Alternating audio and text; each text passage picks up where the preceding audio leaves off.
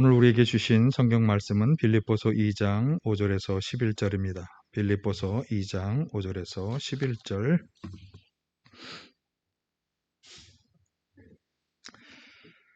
여러분 안에 이 마음을 품으십시오. 그것은 곧 그리스도 예수의 마음이기도 합니다.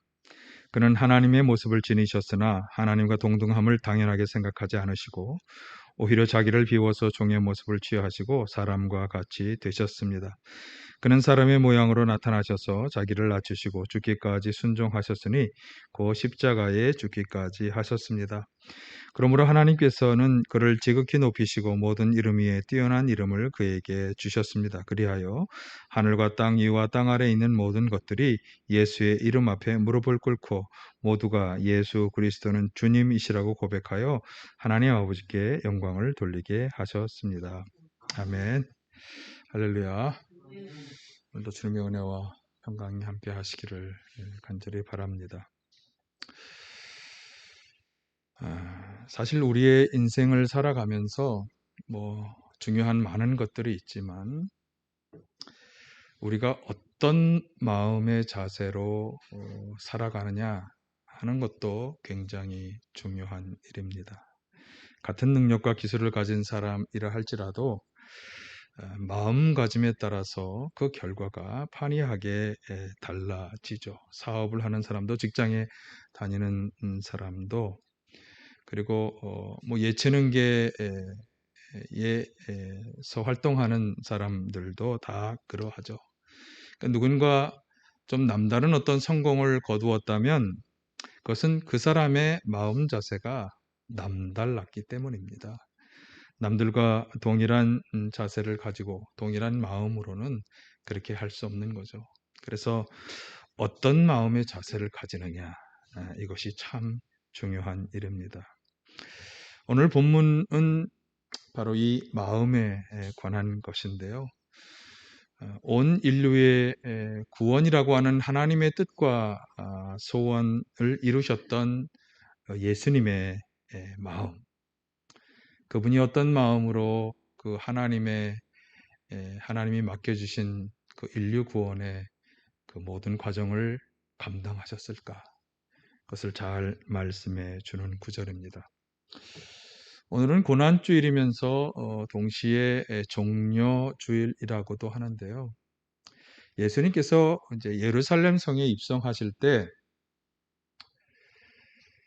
많은 사람들이 종려나무 가지를 흔들고 환호하며 예수님을 맞이했어요.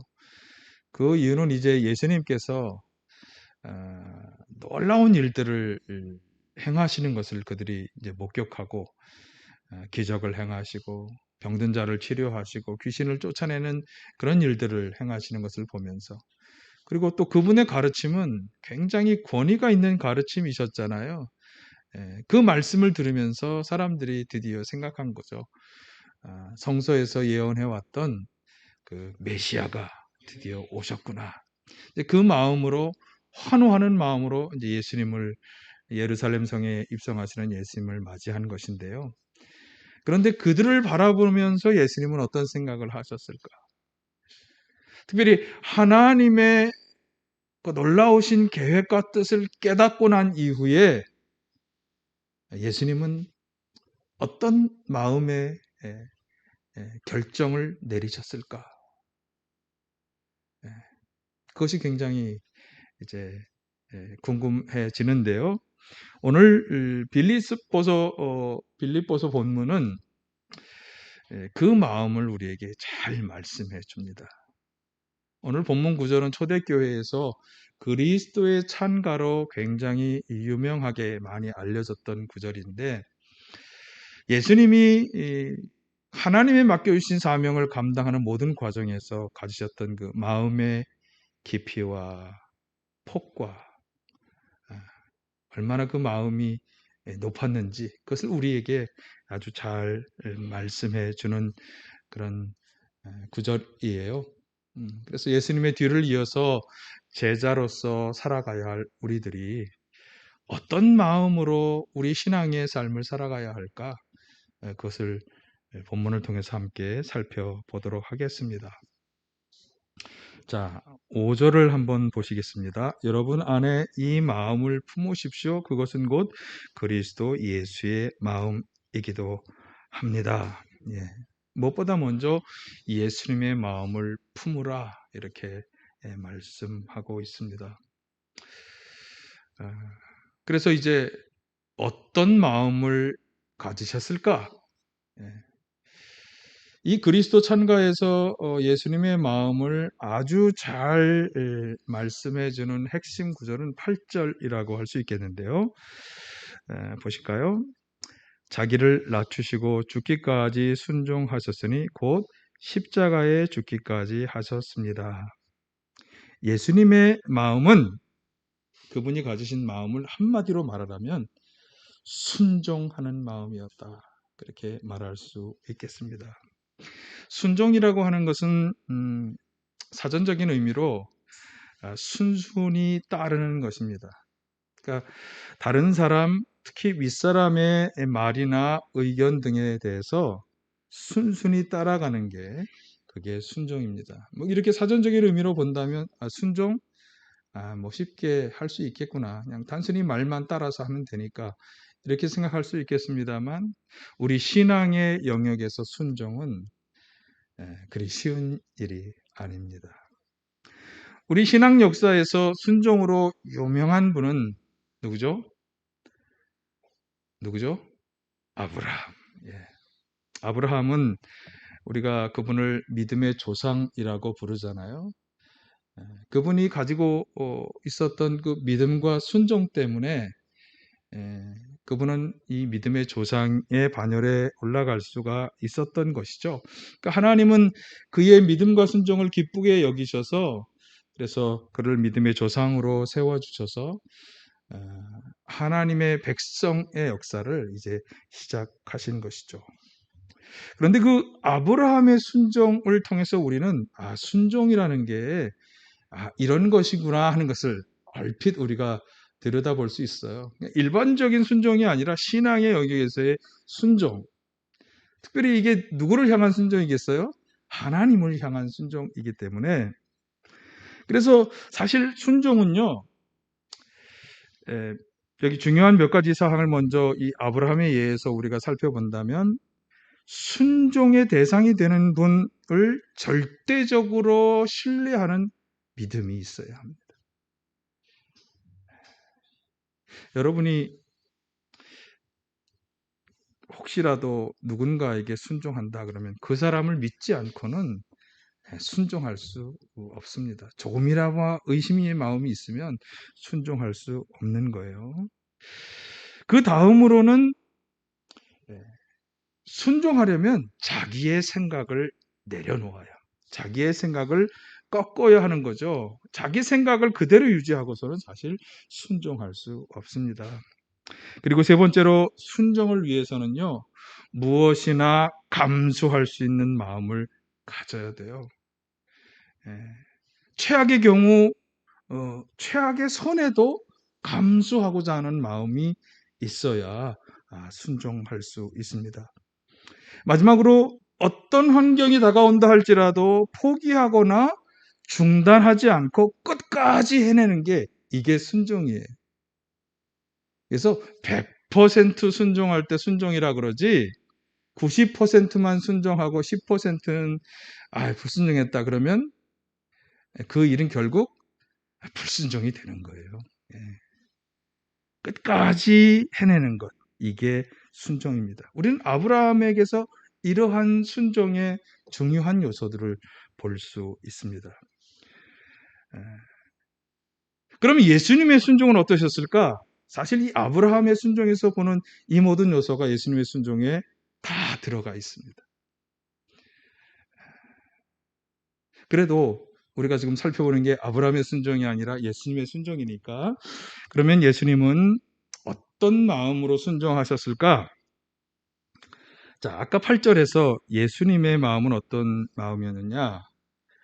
십자가에 죽기까지 하는 그런 순종의 마음이었다. 그래서 예수님의 순종은 자신을 낮추시고 십자가에 죽기까지 하는 그런 순종이었어요. 그런데 그렇게 하기 위해서는 7절과 같은 그런 마음이라고 하는 거죠. 자, 7절을 보실까요? 7절. 오히려 자기를 비워서 종의 모습을 취하시고 사람과 같이 되셨습니다. 저는 이 구절을 묵상하면서 아주 중요한 두 가지 관점을 보게 되었습니다. 하나님의 관점에서, 사람의 관점에서. 하나님의 관점에서는 예수님은 종의 모습을 취하셨어요. 그리고 사람에 대해서 예수님은 사람과 같이 되셨습니다. 예수님께서 하나님에 대해서 가진 자세는 철저한 종의 자세였어요. 종은 뭐죠? 주인이 있어야 종이 되는 거죠. 그러니까 예수님께서는 하나님을 주인으로 모신 그런 종의 자세를 가지고 주인 앞에서 자기를 주장하지 않았어요.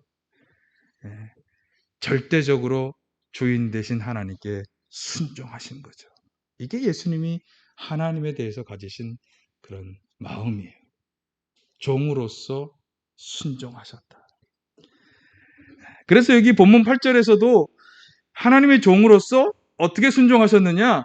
죽기까지 순종하셨다. 이렇게 말씀하죠. 죽기까지라고 하는 것은 죽음을 감수하면서 하는 철저한 순종을 말하는 거죠. 그러니까 자신의 모든 것을 다 내려놓고 오직 하나님께 순종하는 거예요. 이게 죽기까지 하는 순종. 그러니까 하나님이 가지고 계신 그 계획의 선하심, 완전하심을 절대적으로 확신하면서 그러니 나는 기꺼이 나 자신을 포기하고 내려놓겠다고 하는 것, 이게 예수님의 순종하시는 마음이었습니다. 그러니까 나는 죽더라도 하나님께서는 자신의 선하신 뜻과 계획을 반드시 이루실 거라고 하는 확신을 가지고 계셨던 거죠. 사실 오늘 우리들은 이 하나님에 대해서 어떤 마음을 가지고 있을까? 여전히 사실 우리의 순종은요, 가만히 보면 내가 하고 싶은 일 혹은 할 수 있다고 생각하는 것에 대한 순종이에요. 어쩌면 우리는 하나님 앞에 나의 뜻과 계획을 주장하고 있는 것일지도 모르겠어요. 하나님, 이렇게 하는 게 더 낫지 않을까요? 저 자신의 속마음을 들여다보아도 그렇습니다. 하나님께 그분의 뜻을 구하기보다 나의 뜻과 계획을 하나님께 주장하는 저 자신을 봅니다. 나의 한계를 정해놓고 여기까지 할 수 있습니다. 그리고 이것만은 내가 할 수 없는 일입니다라고 항변하는 저 자신의 모습을 보기도 합니다. 그러나 요청되는 종의 모습은 어떤 것입니까? 순종하되 철저히 죽기까지 순종하는 것. 이게 예수님이 보여주신 순종의 마음이었습니다. 이것이 오늘 우리들의 마음이요, 우리들의 순종이 되시기를 간절히 축원합니다. 이 마음을 가지기 위해서 우리가 노력하며 기도해야 할 줄로 믿습니다. 자, 두 번째로 하나님께 순종하시기 위해서 예수님이 가지신 마음은 뭐였느냐? 사람과 같아지는 것이었다. 모든 인류를 구원하고자 하시는 하나님의 뜻을 이루기 위해서 예수님이 하신 일이 뭐냐 하면 우리와 같은 피와 살을 가진 인간이 되시는 것이었어요. 이 점에 대해서 히브리서 저자가 아주 잘 말씀했더라고요. 히브리서 2장 14, 15절은 이렇게 말씀합니다. 이 자녀들은 피와 살을 가진 사람들에게 그도 역시 피와 살을 가지셨습니다. 그것은 그가 죽음을 겪으시고서 죽음의 세력을 쥐고 있는 자 곧 악마를 멸하시고 또 일생 동안 죽음의 공포 때문에 종노릇하는 사람들을 해방시키기 위함이었습니다. 피와 살을 가진 사람들이기 때문에 그 사람들을 구원하기 위해서 똑같은 피와 살을 가지고 죽음을 겪고 죽음의 공포를 당하셨다는 거죠. 17, 18절 그러므로 그는 모든 점에서 형제 자매들과 같아지셔야 했습니다. 그것은 그가 하나님 앞에서 자비롭고 성실한 대제사장이 되심으로 백성의 죄를 대신 갚으시기 위한 것입니다. 그는 몸소 시험을 받아서 고난을 당하셨으므로 시험 받는 사람들을 도우실 수 있습니다.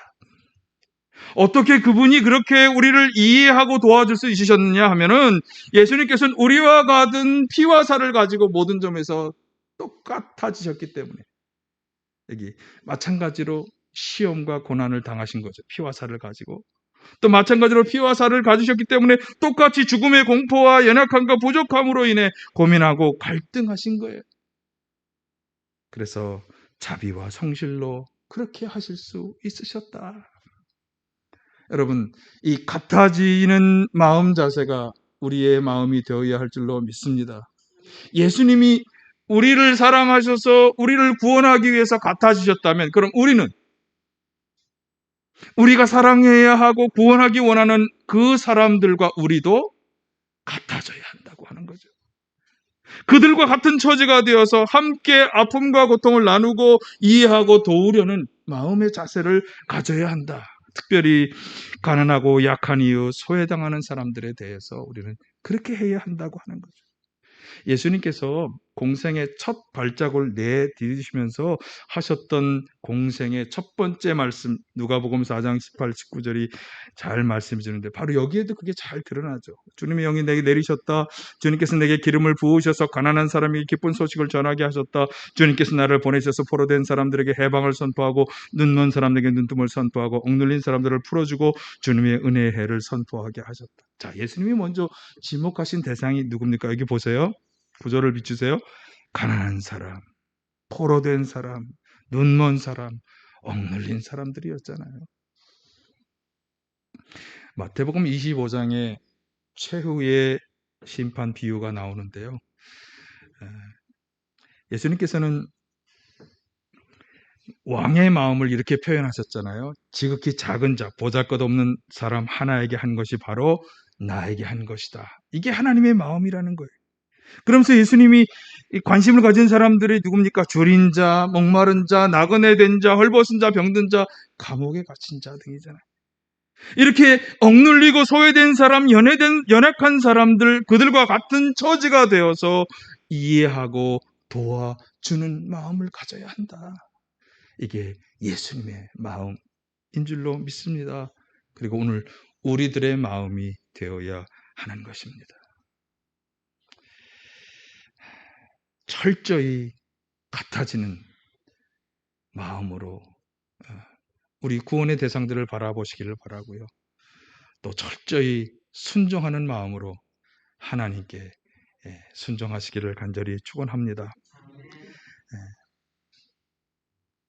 그런데 정말 그렇게 예수님이 사람과 같아지시는 것이 뭐 그렇게 대단한 일일까? 같은 처지가 되는 게 뭐 그렇게 대단한 일일까? 그것은 예수님이 원래 어떤 분이신지를 생각해 보면 우리가 더 잘 이해할 수 있습니다. 원래 예수님은 어떤 분이실까? 요한복음 14장 6, 7절에서 예수님이 이렇게 말씀하시죠. 나는 길이요 진리요 생명이다. 나를 거치지 않고서는 아무도 아버지께로 갈 사람이 없다. 너희가 나를 알았더라면 내 아버지도 알았을 것이다. 이제 너희는 내 아버지를 알고 있으며 그분을 이미 보았다. 사실 우리는 신앙적으로 예수님을 하나님의 아들이라고 고백하지만 아주 분명하게 예수님 자신이 하나님을 아버지라고 부른 구절들이 이렇게 나와 있기 때문이에요. 하나님을 아버지라고 부르면서 예수님 자신을 통해서만 그 아버지께 갈 수 있다고 말씀하시잖아요. 그래서 예수님 자신은 그 아버지의 대리자로서 나를 통해서만 하나님께 갈 수 있다. 그래서 나는 길이요 진리요 생명이라고 말씀하실 수 있으셨던 것이죠. 그래서 오늘 본문 빌립보서 본문 6절은 이렇게 말씀하잖아요. 그는 하나님의 모습을 지니셨으나 하나님과 동등함을 당연하게 생각하지 않으셨다. 그러니까 원래 하나님과 동등하신 분, 하나님과 동등한 자격과 고난을 취하실 수 있는 그런 분이었다는 거죠. 그 점에 대해서 골로새서에서 이렇게 말씀했어요. 1장 15, 17절을 보실까요? 그 아들은 보이지 않는 하나님의 형상이시여 모든 피조물보다 먼저 나신 분이십니다. 만물이 그분 안에서 창조되었습니다. 하늘에 있는 것들과 땅에 있는 것들, 보이지 않는 것들과 보이지 않는 것들, 왕권이나 주권이나 권력이나 권세나 할 것 없이 모든 것이 그분으로 말미암아 창조되었고 그분을 위하여 창조되었습니다. 그분은 만물보다 먼저 계시고 만물은 그분 안에 존속합니다. 어떻게 보면 요한복음의 이런 말씀들이 이해하기 쉬운 말씀은 아니에요. 그런데 예수님이 어떤 분이신지를 너무나 잘 말씀해 주는 구절이에요. 어떤 분이시라는 거예요, 예수님은. 어떤 분? 첫 번째, 그분은 하나님의 형상이시다. 하나님을 우리가 볼 수 없지만 예수님을 통해서 우리는 하나님의 모습을 볼 수 있다는 거예요. 그분은 모든 피조물보다 먼저 나신 분이시다. 게다가 하나님의 창조에 관여하셨다. 놀라운 일이죠. 하나님의 창조에 관여하신 분. 그래서 오늘 빌립보서 본문에서는 말하는 거죠. 하나님과 동등하신 분이시다. 동등하신 분이시다. 그런데 그 동등하신 분이 그 동등함을 취하지 않으셨다는 게. 창조주 하나님과 동일한 그런 자격과 권리를 가지신 그분이 그 영광과 권리를 다 내려놓고 자기를 비우셨다는 거예요. 자기를 비우셨다. 한번 생각해 볼까요? 우리는 세상에서 살아가면서 참 많은 관계 속에 살아가죠. 이 세상의 삶은 참 복잡한 관계의 사슬이에요. 우리는 그 속에서 저마다 할아버지가 되고 할머니가 되고 아버지가 되고 어머니가 되고 아들이 되고 딸이 되고 남편이 되고 아내가 되죠. 또 뭐 사회생활 속에서는 상사가 되고 부하리 직원이 되고 동료 직원이 되고 또 교회에서는 목사가 되고 장로가 되고 집사가 되고 권사가 되고 평신조가 되죠. 사업체 사장, 고용원으로서의 자리, 이웃과의 자리, 이런 많은 관계적 위치와 자리를 가지고 있어요. 그런데 이 자리는 또한 그 자리에 마땅한 권리와 책임을 가지게 하잖아요. 아버지, 어머니로서의 권리도 있지만 책임도 있어요. 직장 상사로서의 권리도 있지만 책임도 있어. 목사, 장로, 권사, 집사의 권리도 있지만 책임도 있어. 심지어 아들, 딸의 권리도 있고 책임도 있어. 자, 중요한 것은 그런데 예수님은 그 권리를 포기하시고 책임만 감당하셨다는 거예요. 여러분, 우리가 주장할 수 있는 나는 당연히 이런 대우를 받아야 돼라고 생각하는 우리의 권리가 있잖아요. 그것을 내려놓고 포기하셨다, 예수님이. 그리고 우리도 그렇게 할 수 있어야 한다. 당연히 취하고 가져야 할 권리와 영광을 기꺼이 포기하는 자세. 어떤 선교사님, 이영규 선교사님이 얘기했죠. 내려놓음의 자세. 이게 우리가 가져야 할 자세다. 예수님께서 관련해서 마태복음 23장에서 2절 이하에서 이렇게 말씀하셨어요. 좀 긴데요. 아주 중요한 말씀이기 때문에 한번 우리 같이 보실까요? 율법학자들과 바리새파 사람들은 모세의 자리에 앉은 사람들이다. 그러므로 그들이 너희에게 말하는 것은 무엇이든지 다 행하고 지켜라. 그러나 그들의 행실은 따르지 말아라. 그들은 말만 하고 행하지 않는다. 그들은 쥐기 힘든 무거운 짐을 묶어서 남의 어깨에 지우지만 자기들은 그 짐을 나르는 데에 손가락 하나도 까딱하려고 하지 않는다. 그들이 하는 모든 일은 사람들에게 보이려고 하는 것이다. 그들은 경문곽을 크게 만들어서 차고 다니고 옷을 길게 늘어뜨린다. 그리고 잔치에서는 윗자리에, 회당에서는 높은 자리에 앉기를 좋아하며 장터에서 인사받기와 사람들에게 랍비라고 불리기를 좋아한다. 그러나 너희는 랍비라는 호칭을 듣지 말아라. 너희의 선생은 한 분뿐이요 너희는 모두 형제 자매들이다. 또 너희는 땅에서 아무도 너희의 아버지라고 부르지 말아라. 너희의 아버지는 하늘에 계신 분 한 분뿐이시다. 또 너희는 지도자라는 호칭도 듣지 말아라. 너희의 지도자는 그리스도 한 분뿐이시다. 너희 가운데 으뜸가는 사람은 너희를 섬기는 사람이 되어야 한다. 자기를 높이는 사람은 낮아지고 자기를 낮추는 사람은 높아질 것이다. 예. 우리는 흔히 윗자리, 높은 자리에 앉기를 좋아하고 인사받고 존경받기를 좋아하고 지도자의 자리에서 높여지기를 원하고 좋아하는데 그런 사람들처럼 되지 말라는 거예요. 오히려 어떻게 하라? 섬기고 낮아지고 낮추는 사람이 되라. 겸손한 사람이 될 것을 요청하는 것입니다. 우리가 어떤 자리에서 우리는 어떤 권리를 가지고 있습니까? 아마 어쩌면 여기 있는 것처럼 좀 높은 자리, 더 많이 가지고 더 많은 권리를 행사할 수 있는 자리를 가지기를 원할지 모르겠습니다. 그러나 그렇게 해서는 안 된다고 하는 것이, 그 마땅한 권리를 다 포기하고 내려놓아야 한다는 것이 예수님께서 우리에게 가르쳐 주시는 마음입니다. 자, 그런데 오늘 본문은 이러한 예수님의 마음, 순종과 겸손의 마음을 품으라고 하시면서 그런 모습으로 살으셨던 예수님께서 하나님께 어떤 보상을 받았는지를 우리에게 또한 말씀해 주고 있습니다. 빌립보서 2장 9에서 11절을 보실까요? 그러므로 하나님께서는 그를 지극히 높이시고 모든 이름 위에 뛰어난 이름을 그에게 주셨습니다.